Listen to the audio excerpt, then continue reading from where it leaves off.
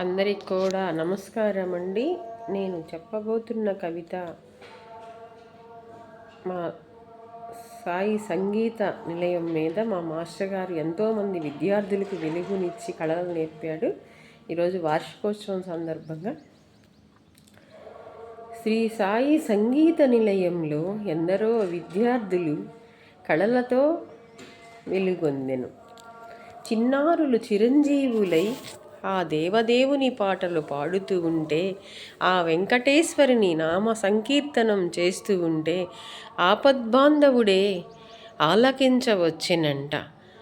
Srihari master గారు పాడుతూ ఉంటే చిన్నారులు వింటూ ఉంటే ఎందరో విద్యార్థులు మాస్టర్ గారి పాదాలకు ప్రణమిల్లుతూ అమ్మ పద్మమ్మను వేడుకొనుచు ఎన్నో అన్నమాచార్య కీర్తనలు పాడేనంట.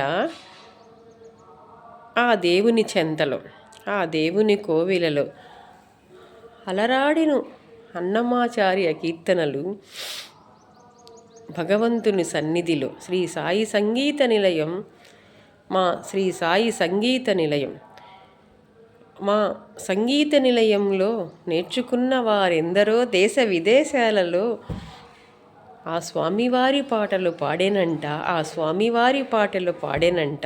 అందుకే అంటాను నేను నా అక్షర కవితలతో మా గురువర్యులకు ప్రణమిల్లుతూ మా సాయి సంగీత నిలయానికి ప్రణమిల్లుతున్నా అంటుంది మాధవి సహజ కవయిత్రి గుంటూరు.